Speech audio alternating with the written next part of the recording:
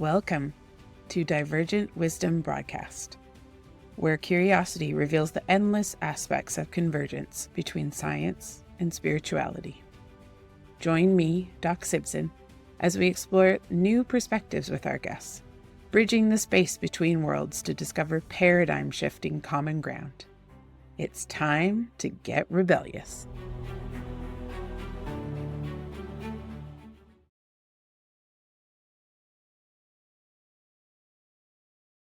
Hello and welcome to Divergent Wisdom Broadcast today. I am very, very excited to share with you a conversation that myself and this wonderful human being are about to unfold together.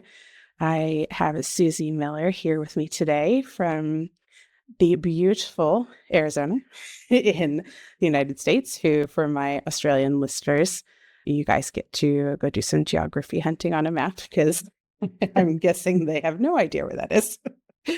I'm so happy you're able to join me this morning for me, Suzy, and this afternoon for you. And I just love to welcome you to this space together. Thank you for having me. I'm excited. It's a great conversation to be had. Yeah. Well, I would love to start us off by asking you a bit about your background and what's brought you into the type of work that you are doing today. And then we can see where things take us from there. Sounds great. So yeah, my now infamous story, I think, is the pediatric speech language pathologist turned multidimensional communicator and integration specialist. And that happened back in 1999 when I was in private practice and I went to see a little boy diagnosed with autism in his daycare center. And I didn't know it when I walked in, but I knew it when I walked out that he had rocked my world, really, really changed everything. I basically walked in to see him and he was saying, it's the millennium, it's 1999. And he kind of had this rote language and this rote way of walking and talking and all that. And as I walked in, he walked right up to me and he made direct eye contact with me. And he said, Master. And when he said master, I didn't know what the heck he was talking about. And I didn't know who he was talking to. But I had this cascade of energy that just ran down through my body. I was like, what was that? And I remember thinking, who's the master here? You know, what's going on? So I took him to the back of the daycare center. And mind you, when I got my speech pathology degree, my master's degree in 1986, autism was like 1 in 10,000. So we got no training in autism. So I really didn't know what to do with this kid. And I'm kind of to this day very grateful that I didn't. I took him in the back room and we were going to work, in that room. And he's still marching around saying it's the millennium, it's 1999. So I sat in front of the door so I could give him some space to get to know me and me get to know him. And as I was sitting there, I see above this little boy what I now know was his light body, but it was like a little cutout of same shape as his body, but it was like bright white light. And from the light body to the physical body, there was only one connection, and that connection was like a little tail off the foot of the light body that came right down into the top of his head and kind of just dangled in the heart. I kept rubbing my eyes, trying to get it to go away. I didn't know what I was seeing. It didn't go away. And so finally, just out of sheer like, oh my gosh, I think I'm losing it. What is this? I just asked that obvious question. And when I asked, what am I seeing? I heard this little boy's voice in my head. And he said, that's my light body. You're here to put my light body back into my physical body. So I left that day from that. I walked in as speech language pathologist, and I don't know what I walked out as, but it was, I was confused and excited and overwhelmed. But what I knew beyond a shadow of a doubt, that whatever had just happened had completely rocked my world. It completely was going to change the trajectory of my work. And for whatever reason, I knew that the minute he said it, and I finally had the opportunity to go out and sit in my car. And yeah. So, yeah, big Yeah. shift. Yeah. Yeah. Yeah. In an instant. In an instant. Yeah. Mhm. So as you're sitting in your car afterwards, what was running through your mind? Because I heard you say that you just instantly knew that everything was different, but I have experienced myself a few moments where I just think, okay, well, that's obviously a turning point. But then Yeah. the human comes in and it wants to do its thinking thing. So what was happening for you in that moment? Yeah, definitely some of that. At the time that happened, I had a friend that went to Barbara Brennan's Hands of Light Energy Medicine School here in the United States. And so I knew that I at least had somebody to talk to about what I saw.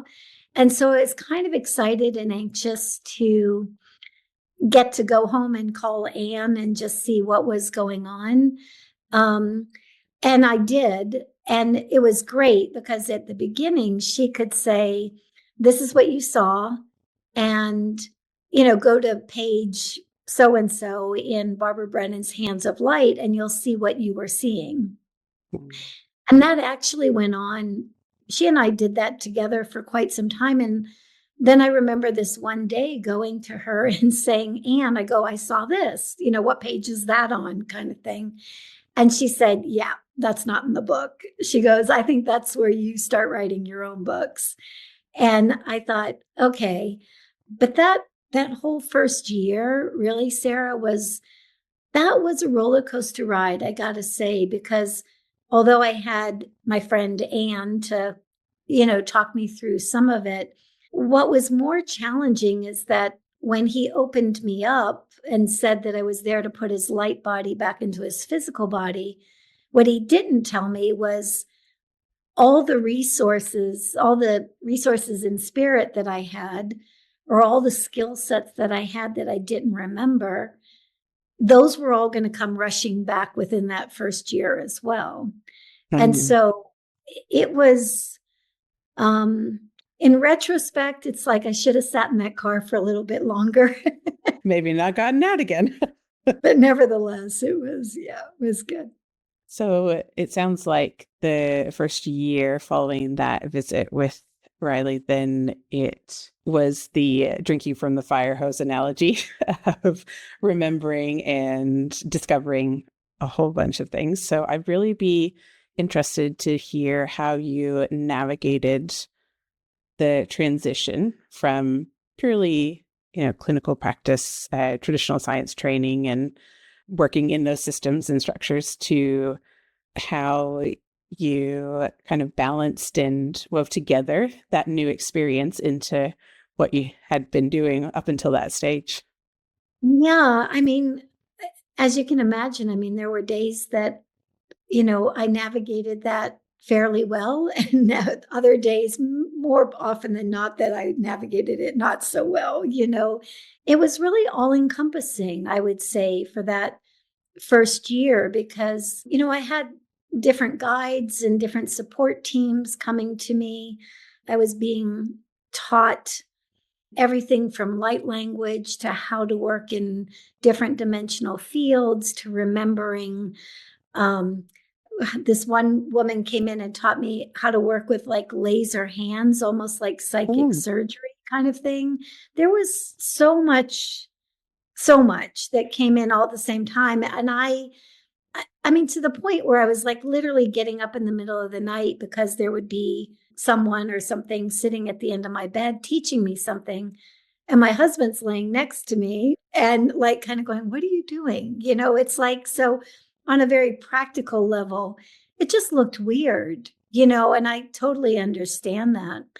I was blessed because my kids went to a Waldorf school at the time. And so there was an interest in energy and that kind of, the unseen and things like that there. So there were some people that I could share with, and they would give me some information back as well. But the more challenging part was my colleagues. My professional colleagues were pretty dismissive, I got to say, within that, and have been, I would say, unless they developed into some of these same kind of skill sets, which many have at this point. It was hard because I was so excited to say that these kids aren't who we think they are and tell them about this. But when I would try to do that, they didn't like that at all. It just was too far of a jump for them, which I completely understand. I mean, it was a pretty far jump for me. And if I hadn't been living it, I wouldn't have believed it either. I'm definitely one of those see it to believe it kind of people. And so they showed it to me. Yeah, they knew what you needed to see. They knew what I needed to see. Yeah. They- So, yeah, it was challenging. Yeah. Yeah. Yeah, I think that is probably the best word for it, being nice. When you're talking about that black and white difference between something that is rainbow and all these things that we can't see on the visible light spectrum would be a good label for the new experience. And then the rigidity and doctrine and dogma of a lot of the classical thinking and science, which fortunately, like you said, there it's changing, it's evolving, and that's why we're even able to have this conversation at all. But I still think that it's still a very stark contrast between those approaches, and it can really kind of dehumanize our interactions, I think, when people are just so invested in one kind of approach or viewpoint. So it can be really isolating when you run up against that. Yeah, absolutely. And I think the other thing that everybody that I've talked to that had like some big spiritual experience or some blowout, moment, I think what we don't take into consideration is how it impacts like just daily life, and I think that's why a lot of people might have a big experience, but they kind of stuff it back in a box somewhere or they try to minimize it. Because as you can imagine, I went in that day a pediatric speech language pathologist, and my husband at the time was literally building me an office so I could see clients in our home. And by the time that year was up, I had a full-time healing practice. I never once saw a speech pathology client there. So, you've got people in your life that love you and know you in a certain way. And then all of a sudden you have all these different interests and all these different ideas. And quite frankly, talking like a crazy person sometimes, or what it would sound It does feel like it, doesn't it? I felt a little that way myself. Yeah. And that can really shift things for everybody around you in that instant as well. And it's not something that not that you saw it coming, but it's even more of a blindside if you didn't have the experience. It's the person that you care about that's suddenly transforming in front of you. Yes. Yeah. So those kinds of things take their toll, but it's one of those things in retrospect, that's all was all designed to happen. This is what I was designed to do. Other people have other things that they're designed to do. And yeah, it's just moving through the minutia of being a human being and trying to take all that in. So yeah, absolutely. And I think it is the challenging way to have that happen. So I'm always so impressed when I have someone like yourself that has that just single instant transformative pivot point in their journey that then unfolds in that way, because so many of us get to have little snippets and kind of stepping stones to ease into the transition a bit more smoothly. I always recommend that. Yeah, exactly. It's less painful, I think. Yeah. I just needed the 2x4 for some reason. Yeah. So you went on to work with autistic kids specifically in the longer term in the new work and practice that you developed. So could you tell me a bit more about how that looked and how that unfolded for you in that arena too? Because it's not only spirituality that became your focus, but also neurodivergence in particular within your previous kind of profession. Yeah, within that first year, like I said, I still had the credentials to be a speech pathologist and all that other stuff. But as I was talking to different people, especially at the Waldorf school, people started bringing their kids to me. And that's how I ended up with a full-time healing practice almost instantaneously, because people just started coming. And the other thing that I noticed at the same time is I was getting more and more people on my caseload that were autistic. So I was still going out and seeing people pretending to be a speech pathologist. At home, my office was energy healing. That's all that went on there. But what I noticed is, like, all of a sudden I was getting more and more kids diagnosed on the spectrum. And as that progressed, the other thing that started to happen is, like, even like I'd be at the grocery store, I'd be at the bookstore, and all of a sudden I turn around and there's another kid on the spectrum. And I was like going, oh my God, they're following me everywhere. And so that went on like that until in 2008, I wrote Awesomism, A New Way to Understand the Diagnosis of Autism. And I wrote it because at the time, part of my work was as a lead therapist for a therapy company. And I was telling the owner of the therapy company about some of my experiences. And she goes, oh my gosh, you need to write this book. And so I thought, maybe I do. Maybe I just need to get it out there and say it, and maybe that'll be therapeutic and everything else. So I did. I wrote it, got it out there, and that was in 2008. And once that happened, I was floored, honestly, Sarah, because, it's one of those things where you write it for yourself. You think everybody's going to think you're crazy because everybody has said that up to this point, but just get it out there, push the button. And I remember pushing the button, putting it out on Facebook or whatever at the time.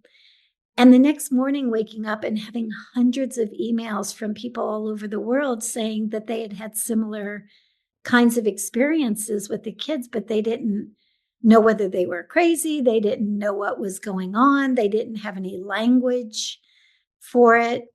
And so I had all these people asking, can you train us, or could you support us? Could you help us? I thought, yeah, okay. So the next thing we did was we just started a practitioner process, and that was great. I took about 300 people through that process, and that was great. But it was the first time that I recognized that this wasn't like an isolated phenomenon that was happening in Suzy's life. That this was a much bigger thing. And God, we get to all these years later, and it's a much, much bigger, platform. These kids are, there's so much going on now. I'm jumping ahead, but it's so exciting. Oh, yeah, absolutely. I know that's the thing, isn't it? It's hard to rein in the excitement when there's something that really when it's lights really you up that way. Yeah, exactly. Oh, well, I resonate with so much of what you're saying about, you just do it to kind of work through the process in your own way and solidify some of your experience and incorporate it in a physical thing in front of you and then expect no one to read it or pay any attention to it. So that's quite a shift in expectations and outlook, and moving from being a clinician in, one-on-one traditional interactions with your clients, switching into being a teacher and a mentor, it sounds like, and someone that led the way for others, showed them a path that they could use to understand their own process, is also another big shift. Yeah, it's like taking on a completely different role. And, by 2008, now it's full-time multidimensional communicator and integration specialist. And by 2010, it was like, okay, now I can literally like let go of my license. I can let go of my affiliations with organizations that, quite frankly, were, in the US, we have the American Speech and Hearing Association. And one of the things that really pivoted me out of that altogether was a decision that they made to not allow things like spell to communicate or facilitated communication to be used in educational settings. And as far as I know, they had started to allow it. But when the kids could spell and have a voice, a lot of times they were saying things like, "You're not really helping." It's like, this isn't really what I need. It's like, They just didn't want to hear what they were saying. it's like, I need Oh something else. my. And, and it just became very obvious that the two had different intentions. So yeah, so let go of that. So now I'm in this 110%. Yeah, absolutely. And that is disappointing, but not necessarily surprising based on what we know about how all of that works. Yeah.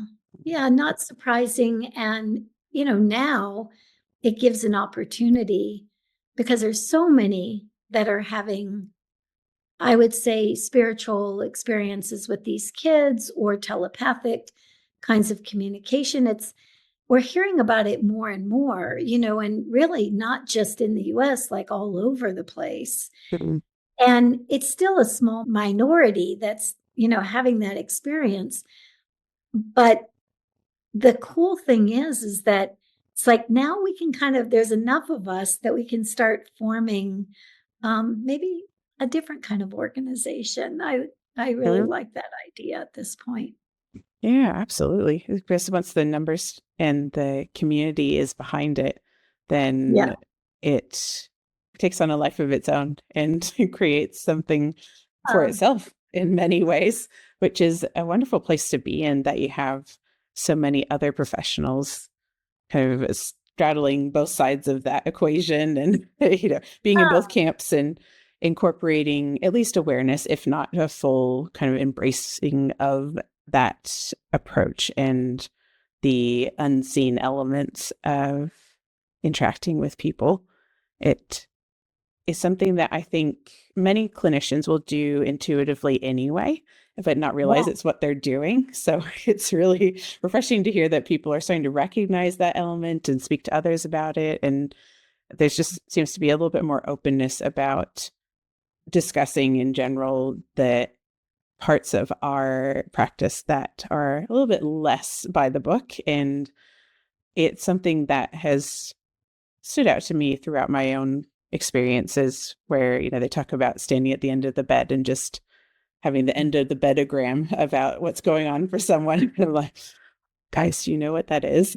But that's talked about with zero qualms. And yet if you talk about, doing any kind of energy healing or sound therapy or anything that is less traditional, then the eye rolls can be heard across the building. So pretty obvious. Yeah, exactly. Well, I would love to hear more about how that's unfolding for you at the minute with the work that you're doing and what you're experiencing in your, hesitate to say relationships, but that's exactly what it is. It's a professional kind of therapeutic relationship still, isn't it? And it's something that teaches us as well. But where is that taking you at the minute? What are the expansive shifts that you're seeing in the autistic community and the other clients that you're working with? It honestly is just amazing to me because you think like 1999 to now, it's, not being able to have any conversation. And granted, it was 1 in 10,000 thereabouts in 99, maybe a little bit more than that. Definitely in 86, it was 1 in 10,000. But now we're like at 1 in 36, 1 in 43, whatever you look at the statistic is. And I think just by virtue of the fact that there's more kids, we've also got more people who are interacting with these kids who are open, who are noticing things about them that might never have been noticed before. And it's very heartwarming to know that people all over the world are kind of getting their little Riley moments. They're getting those moments where they're being opened, maybe more gently, but they're being opened to a connection and a communication with these kids that if you go in from the mindset of just having that more neurotypical linear mindset of, I'm going in to quote unquote help these kids, you miss the opportunity for them to help you. You miss the opportunity to actually learn from them. And so now, I mean, just within this last year, it's been just within the last couple months, actually, it's been pretty crazy. I got the opportunity to do an interview that kind of really had a very broad reaching audience. So that kind of felt like it opened things up, in a beautiful way. And within that same month or so, a friend of mine named Kai Dickens, she's a director from LA. She did a movie with a woman named Dr. Diane Powell, who's she's a neuropsychiatrist from Harvard that used to teach there. And she started doing research around telepathy and around all kinds of things, got let go for doing that kind of research, of course. But she is like statistically, I mean, unbelievably statistically significant results over and over and over. And so she and Kai did this film, and the film didn't quite get picked up. So they did a podcast. This podcast, Sarah, is like showing family after family after family of kids who are doing things like reading minds, doing things like feeling feelings of other people, telepathic connections, healing other people. It's like these kids have so many capacities that most people never even notice because they're just looking at the body, the inability to speak, and the dysregulation that's going on. When we get past that, oh my gosh, it's like we're kind of both talking about them as kind of like spiritual savants. And I can tell you, after maybe 10 years ago, give or take 5 or 10 years ago, I had already seen 10,000 clients, over 10,000 kids on the spectrum, and had worked with them. They were all telepathic. And now it's like it's well over that at this point, And I'm thinking, this is a phenomenon. This is not something that needs to be looked at just as a disorder. There's much more to why these kids showed up at this time, what they're attempting to teach us. There's just a lot on the table here. And it's just exciting that now this is starting to come to the surface. I'm just getting ready to put out a newsletter tomorrow.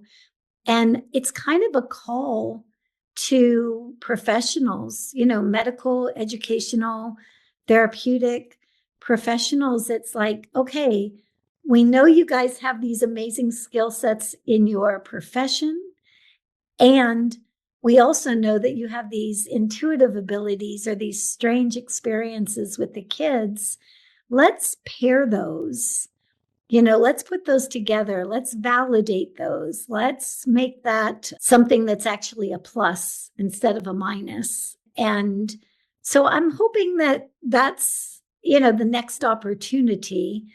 And where many people are in that place of trying to move from their professional setting to working in more intuitive ways with the kids, by hook or crook, I kind of got pushed into doing that, in 2010, so there's a little bit of, I can have empathy for that space and also hopefully be able to make it a little bit easier for people to make that jump. Absolutely. I think it can feel insurmountable when you look at something that significant in your own life and see what is easy to write off as no way forward to pair one world with the other world that you're moving into, and to have someone that has done it before and navigated it and can say, well, here's the things that worked and here's what I would not recommend you try. Right. And yeah, the opportunity to have more people in that space in itself is an amazing place to be in, because I would hazard a guess that even my experience of all of this would be different to what was happening for you in 2010, and will Yeah. be different again in 12 months time for the people that are having that balance to negotiate. So if we are able, as people that have moved through some of that, I mean, I'm still tied into some things because I haven't reached that tipping point myself, and I really hope that I am able to continue to move through both of these spaces and create those links so that people can see on both sides of the coin how that looks for other people. But we'll I see how think that it's much, unfolds. yeah. And I think it is much more available now to do both. And Mm. it's just that by virtue of the timing of when this all took place, it was kind of like you were either this or that. I watched other people that were having some similar experiences at the same time that might put on a website that they were intuitive as well as being maybe a psychologist. And it was like, nope, you can't do that. You can't say Mm. that. It's like, I think just by virtue of the timing, it was an either or. It was more black and white then.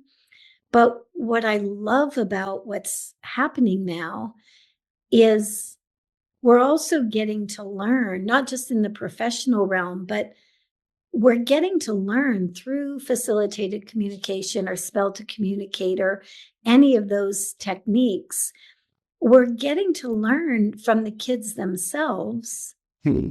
exactly what works and what doesn't work. So, the first half of my experience was telepathic information. And I was like, that's, to a speech pathologist, it's unnerving. You have nothing to hang your hat on. You can't say, this is why. Yeah, to speak something that you're basically, hearing in your head, or seeing. And I never really liked that, that part of being the communicator for somebody who couldn't speak.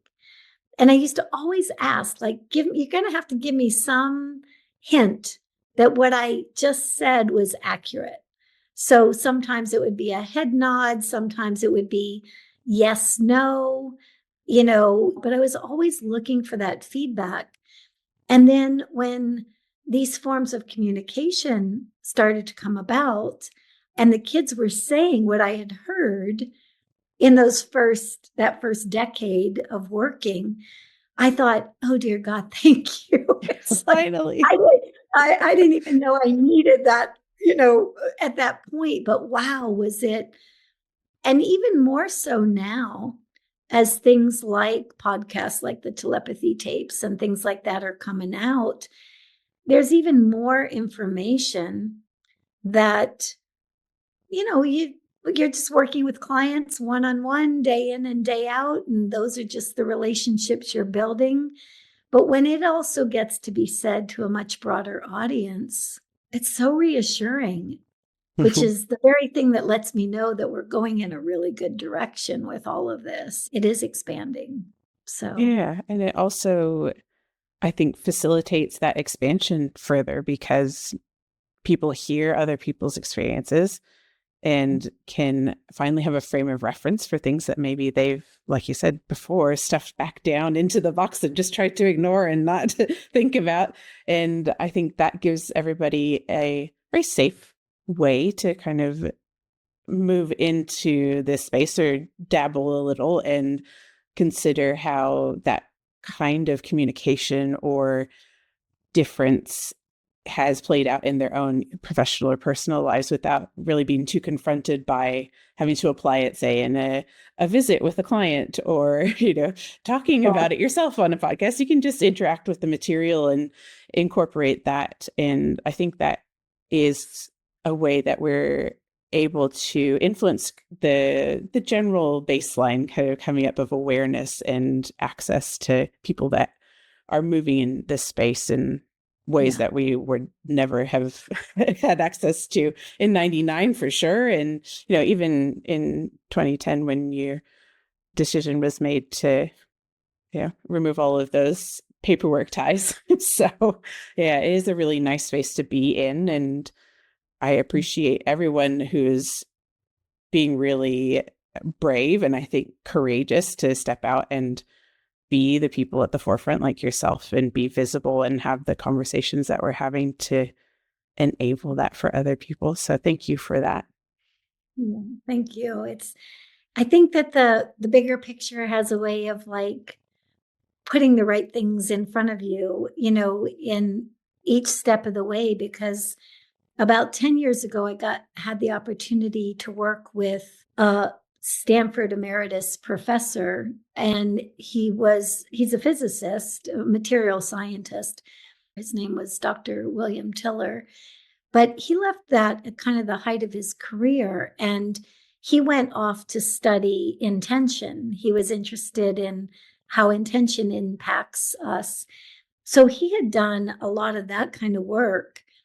And when he and I met, we decided we were going to do something called the Autism Intention Experiment.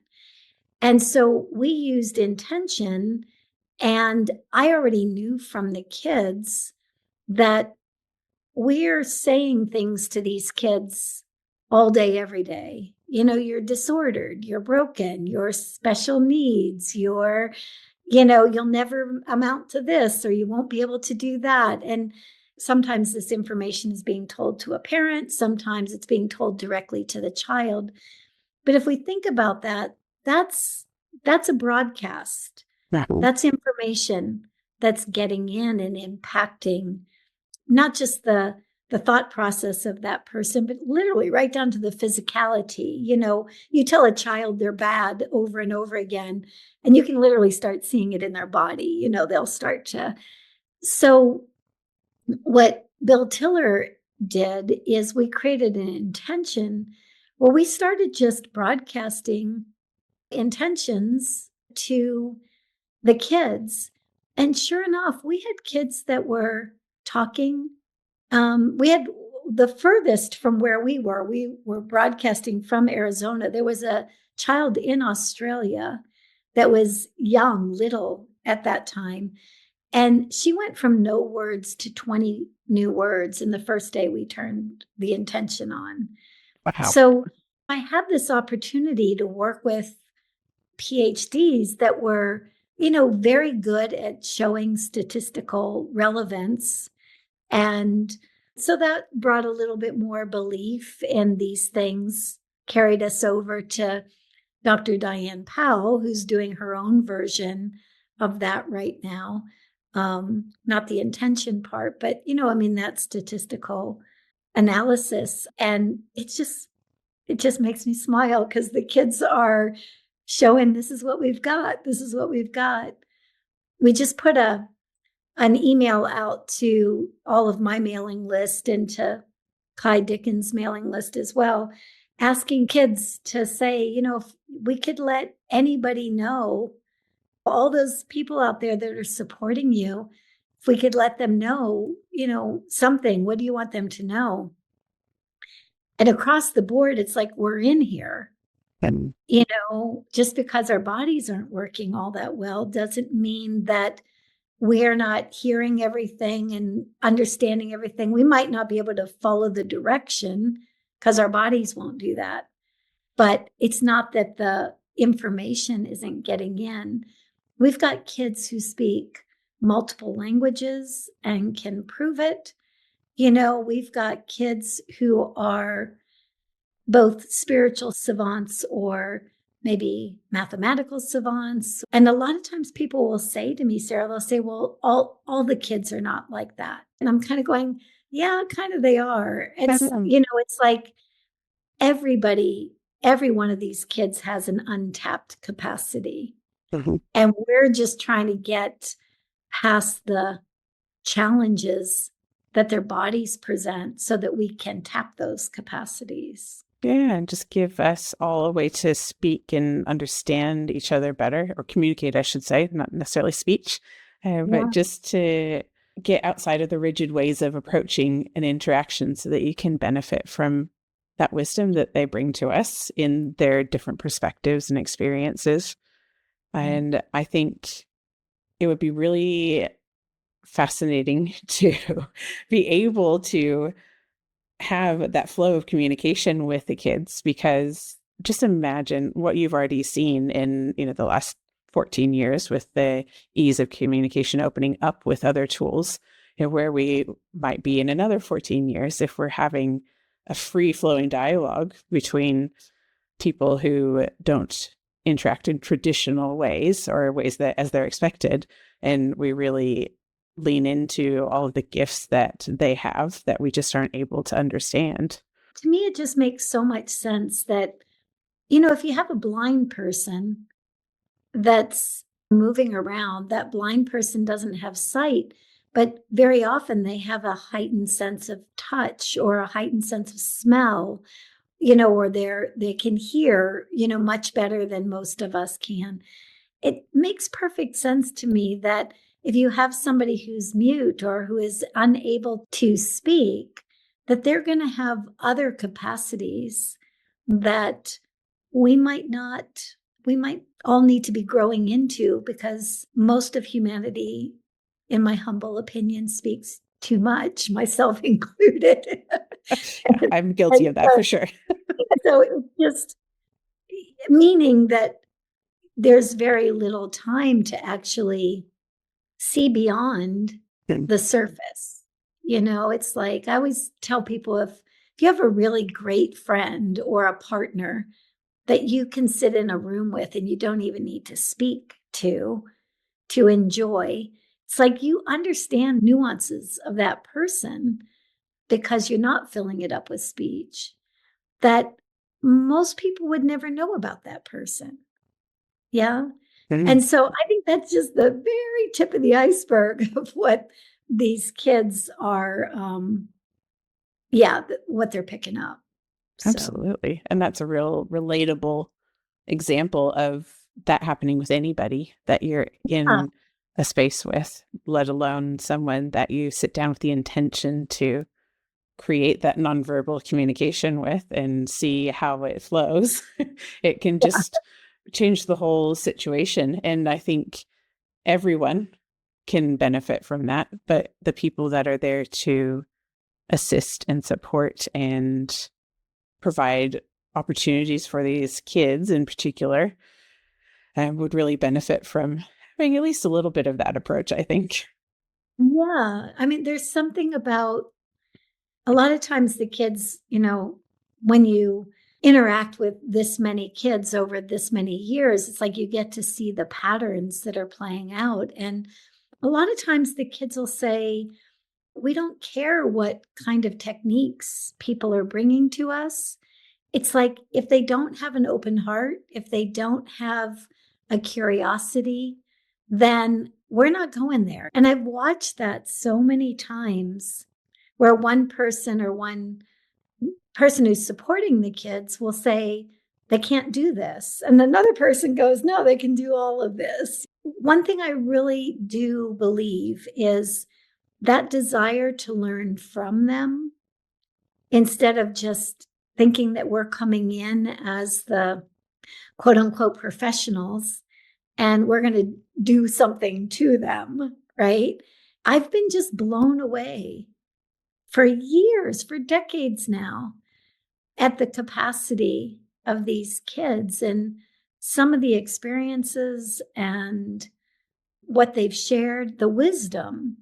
I had a kid once say to me, he kept saying, I want to be a better communicator. And this was not too long ago. I want to be a better communicator. It's like, help me with that, you know? And of course, my speech pathology hat went back on for a second. I'm like, oh, that means you want to like verbally communicate. Mm. And some kids do move from being a non-speaker to a speaker. Some kids move from being a non-speaker to a speller. But he just said, I want to be a better communicator. And so I said, does that mean that you want to verbally communicate? And he's a speller, and he spelt out, he said, you misunderstood me. He said, I want to be a better communicator. At the time, he was like 16 years old. He said, most people don't pay much attention to a 16-year-old kid.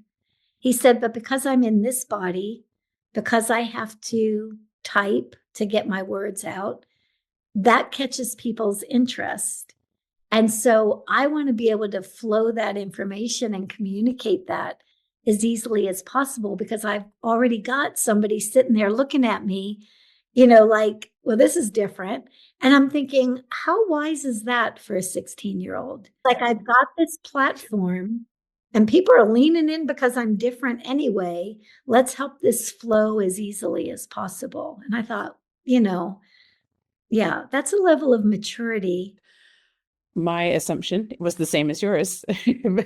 How do I express myself in a way that helps people understand me better, or helps me move through the world in a way that is less friction in it? And across to his, oh no, I really just want to take advantage of people paying attention to my situation so I can teach them things. Okay, Yes. amazing. And so what have you, speaking of the wisdom that you have been privy to by working with these kids, what kinds of, the things that you see over and over, what are the elements that this particular group of spiritually minded kiddos has to offer us? What is the wisdom that they're bringing us? The very first thing that I asked when I was interacting with big groups of kids said, okay, guys, if I can only tell your parents one thing, what is it that you want me to tell them? And they started with, know how you feel. And I thought that was really interesting. And they said, we actually don't care how our parents feel. We care that they know how they feel. And what they were explaining to me is that, most of us go about our lives suppressing all kinds of different aspects of ourselves, experiences. And so we're kind of not, as you might say, emotionally intelligent as we probably could be. These kids are very emotionally intelligent. I mean, they are able to see where there's an inauthenticity as far as what somebody says and what somebody feels. And I've had part of that capacity myself throughout the years. And so it was one of the things that opened up. And I could really resonate with the fact of how frustrating it can be if you're having a conversation with somebody and there's the verbal conversation, and then there's all this other hidden stuff. There's the way it sounds and the way it feels. The subtext. Yes, exactly. And so they were just saying, it's okay to be authentic with us. It's okay to just say that this is a challenging situation. It's okay to say, I don't know what I'm doing, because nobody gave me a book when I had a kid diagnosed on the spectrum, right? But that was coming from a place of really helping their parents be more heart-centered towards themselves and more authentic. Yeah. So that showed up really early on. I've also, had a lot of kids just say things about like where humanity is right now. It's like, why are we so divided? Why are we in separation? They all have said, we can't fully be here until here is the frequency of love. And I was like, wow, what does love actually mean to you? And they would say, love is that which brings together. Love is that which unifies. Whether it's two parts of ourselves, Like, I like this part, but I don't like this part. Can we unify those? Can we bring those two together? So they talk about those kinds of things a lot. They talk about their skill sets and their ability to, how most people will say, I really want my child to have a friend, or Yeah. I really want my child to be able to socialize. Like, a lot of the kids would say that's what the parent wants for us, because, rightly so. It's like that's what they would want for themselves. But they say we're interacting with each other all the time. I mean, I've had so many kids say, I telepathically communicate with a kid. I'm in the US and the kid's in Australia, or I'm here and they're there. And one of the things that happened with the telepathy tapes is when the telepathy tapes came out, all these kids were talking about a place that they all kind of go to interact that's called the Hill. They all call it the Hill. And my kids, I knew that they cross communicated beyond time and space. I knew that they were telepathic, they could connect in. But it wasn't until the telepathy tapes came out, I thought, oh my gosh, this is a mass phenomenon. They're interacting. So a lot of times when that kid is sitting on their bed and rocking or flipping something around, right after they get home from school, they're kind of in that internet. It's like their bodies again are acting in one way, but that doesn't mean they're not connecting in other ways. Mhm. And it's a little mind-boggling to hear some of those things until you hear it over and over and over again. The other thing the kids have all said is that they came to support their lineages. Mm. They came to help heal that lineage. And they do that in many ways by, okay, we're not fully coming into our bodies until some of this emotional intelligence and until some of this awareness starts to perk up.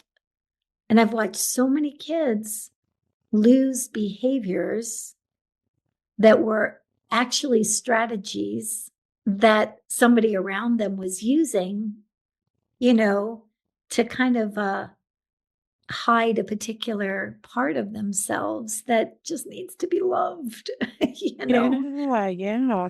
I love that. There seems to be a common thread between a lot of those elements that you're discussing. It's the unity, it's the coming together, and speaking about that in a population collective kind of multi-dimensional way and also within ourselves, and being honest and authentic with how we move through the world and what our experience of it is, and also loving all parts of ourselves, even the parts that are not our favorite, Oh, and using the that worst to parts are the hardest parts to love. yeah, Yeah. exactly. And that's beautiful that that is the themes that I heard in all of those areas that you're sharing, and just reminds me of being in a pediatrics rotation and thinking, kids are BS radars. They're not going to interact with any clinicians that they don't get the right vibes from, because, they can tell when you're disingenuous and saying one thing but meaning another. And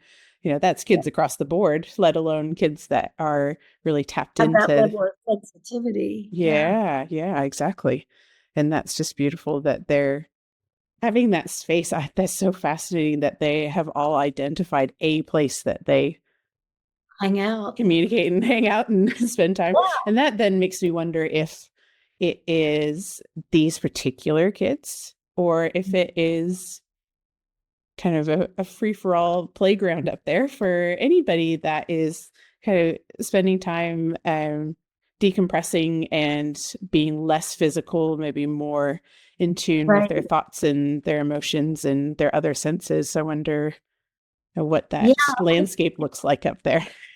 Yeah. I don't know the answer to that question, but what I do know is that as we've been looking at nonverbal, non-speaking spellers, that seems to be the population that talks about that particular place. Mm.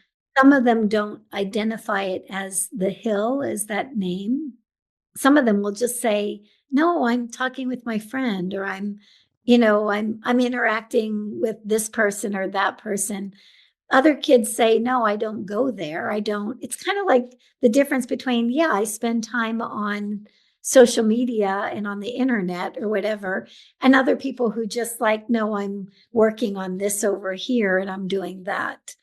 A lot of these kids are also, at least the ones that I've worked with over the years, they seem much more connected to the bigger part of them. And I would say, even beyond just like a philosophical kind of experience, it's like I've talked to kids who know what they do in those spiritual realms, or who are conscious of, like they say, they're conscious of what they came here to do from the beginning. Wow. It's, and to hear that, if I heard it once or twice, it's like, okay, but you hear it over and over and over again, and you're like, wow. And I asked them at one point, I was like, okay, there's a lot of you, there's a lot of you coming. And they always said, we're here for, at a soul level, grant you, at a soul level, they're saying, we're here as part of human evolution. We're here to open people up. And, they said, look at what's happened just by us being here. So education has changed dramatically because of these kids being here. We no longer look at the medical professionals as the end all be all. Not that, it's like their research can be amazing, but we don't just take it at face value anymore, because we've had all of that kind of influence. And even parenting has changed. And what I love is watching parents over long periods of time, watching them change from somebody who was maybe more conditioned, to show up in the world in a way that would be approved of and all this other stuff. You have a child diagnosed with autism, and if you're going to get along with that child in any way, shape, or form, you start losing that. Again, it's like the stripping away of these identities so that there's a greater depth of authenticity, and so when you look at all that's happening, for no other reason, without them saying a thing, but just because they're here, I'm going, okay, that's part of evolution in and of itself, let alone the things that they share and say, and the wild experiences that they can provide one. Yeah, just their being is a Yeah. shift, isn't it? You said it Yes.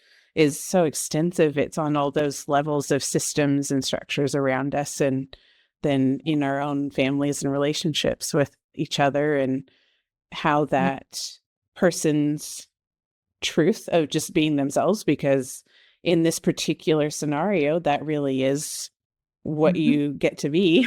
Yes. Because those kiddos that have that set of circumstances, and that really forces that hand, as opposed to their parents, where they were putting on all of those layers of expectation and who people wanted them to be, and how they found it was easier to move through the world if they did things a certain way. It's the Right. two ends of that same spectrum of how you interact with your environments, and it's kind of bringing us closer together in the middle of that as a human experience, rather than even just these huge Yeah. thinking and ideation changes. It's also that real individual personal level change too. Absolutely. And I just keep going over and over these, like when you have these different experiences with the kids over time, you do, it just impacts the way you see the world. And, Riley, way back in the day, he used to say, Suzy, he said it telepathically, but he would say, Suzy, there's the real world, and then there's your world. And I Mm. remember when he would say it, I thought, no, it's like at the time, I'm the pediatric speech language pathologist. You're the one that's looking at things in the sky and flapping your hands and doing strange things, mine's the real world. And he would like, no. And what I'm learning is that his world was a different world. His world was a world that was more connected to the unseen, Mm. not as focused on the physical. And that was more real than what the pretenses that I had put on, and one way or another, I'll tell you, after years of working with these kids too, they just pull those layers off. It's like you don't really have a Even the whole lot sticky ones. wrong. Even the brutal ones. Yeah. Yeah. Yeah. So And I think that speaks to your willingness to open your heart and relate to them in a way that allows that to, because there are plenty of people that are holding on tight to all of their layers and it doesn't matter yeah, what happens. But that's yeah, a beautiful thing of being willing and at least slightly willing to make change, because change is hard. I get it. But yes. just taking those moments of opportunity that are presented to us. And it sounds like that's what Yeah, you've and been doing on a daily basis since you first met Riley.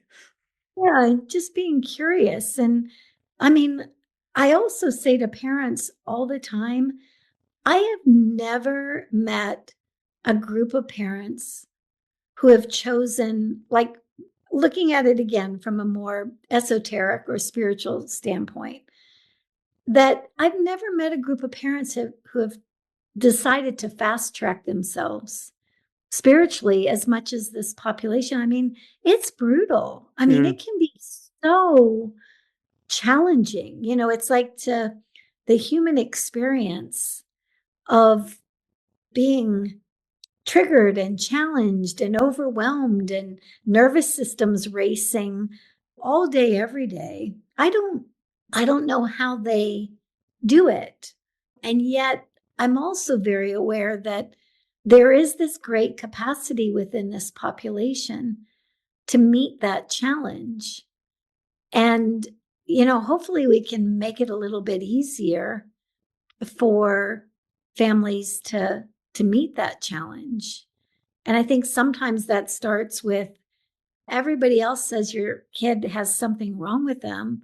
It's like, can we just look at the capacity for a moment? Can we just talk about what's there and how amazing that is and what we can learn from it? I think that in and of itself can lessen the stress on the family. Just the perspective shift of what you're aiming for, even in the traditional mindset and approach, and loosening those brains just a little bit, I think allows a lot more peace for people in what A little is a more really acceptance. kind of sink or swim choice of life on a spiritual level to come into that environment, as the kid and also as the people that care about him. It's yeah, it's expert level, I think. It absolutely is. I am in awe all the time. And especially as people learn as the parents or professionals learn some of these principles that the kids have been trying to get across and start to interact with those principles and interact with the kids in that way. I mean, something as simple as just speaking to them like a human being, looking them in the eye, even though they're not looking you in the eye. It's like just acknowledging that you can see them, that you know that there's more there, and you're curious how to find that, how to bring that out. It's like, I don't know. I feel like there's not a human being on this planet that doesn't want to be seen and heard and valued for just being here, for just showing up. And I think that these kids really invite people to that over and over and over. Sometimes they're banging their heads against the wall, literally trying to invite people to that. But nevertheless, the opportunity's there. Yeah. Yeah.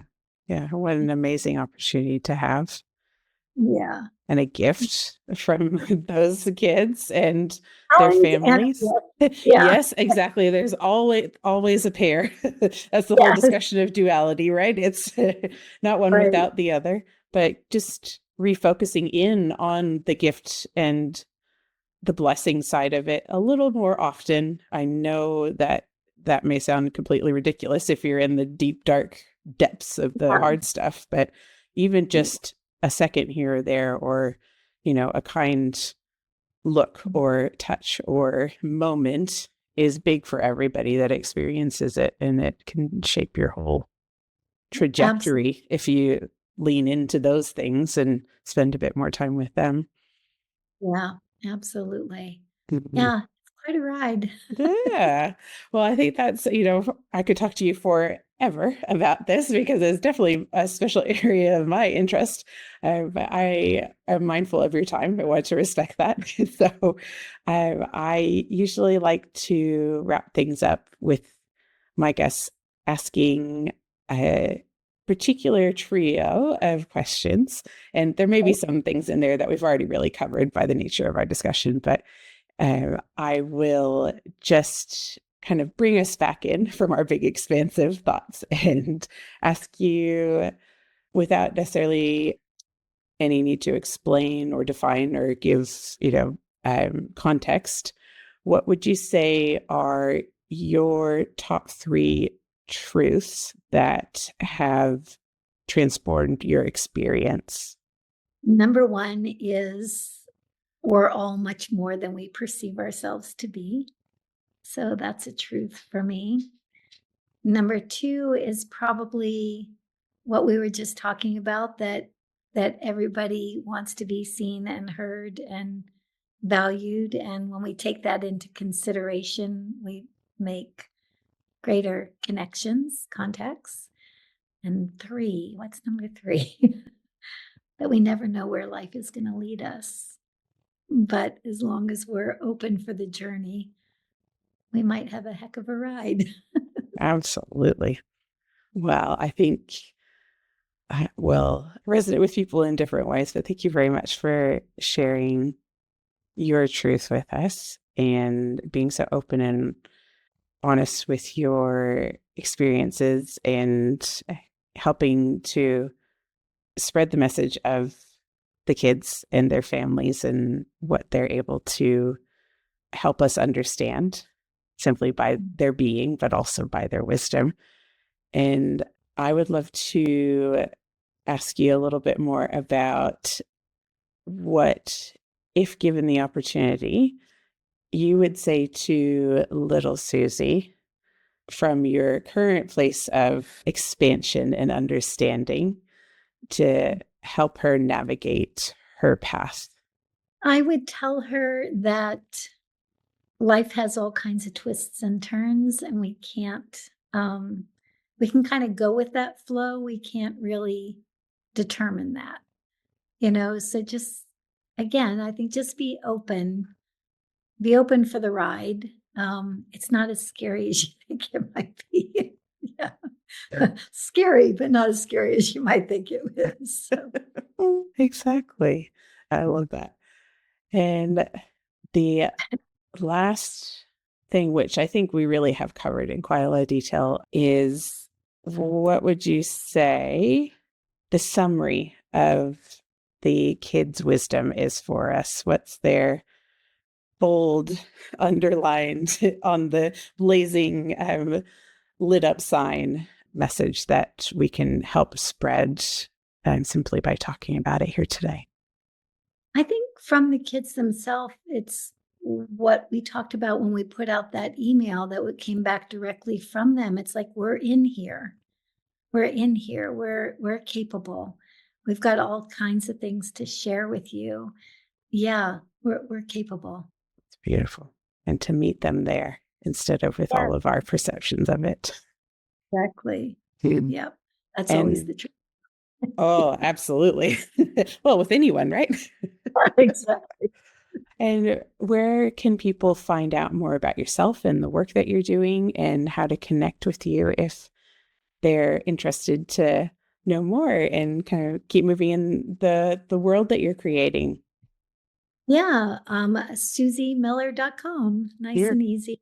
So, Yeah. and I'm SUZY, SuzyMiller.com. So, Mm. yeah. And anything that you'd like to highlight that's coming up for you, kind of moving into the new year and plans for where you're headed? Yeah. Yeah, like I said, probably a direction maybe towards some of the professionals again at this point. There's Yeah, what I found out recently is, it's like there's one of me and there's many people who are, like having all kinds of great experiences. If I can get to them, then they can impact all of those families that they impact. And so, yeah, I think that that's kind of going to be the trajectory, at least for right now. And yeah, there's other fun things along the way. We have something called the New World Portal that I offer that's a weekly kind of it's energy work, it's consciousness work. We've got a lot of families of kids diagnosed on the spectrum in there, but we also have a lot of other folks in there as well that are just interested in consciousness and are kind of willing to learn it in unique and different ways. So yeah, that's available too. Oh, that's beautiful. I love that it's a mixture of everybody so that we can all benefit from each other's wisdom.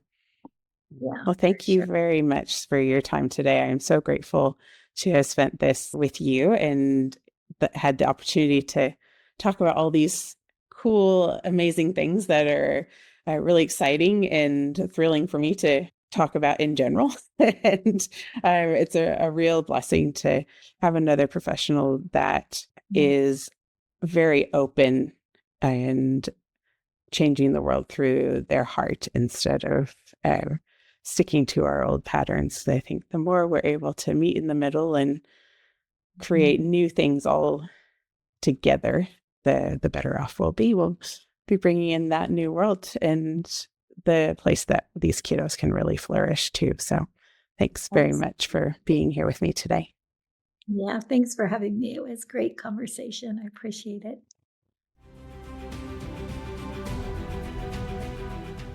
Thank you for expanding with us on Divergent Wisdom Broadcast. We deeply appreciate the contribution of your time and attention to our shared adventure. If today's discussion resonated with you, we'd love to hear your thoughts, revelations, and experiences in the comments. Please take a moment to subscribe and share us with your cosmic crew. And remember, we're all made of the same stardust.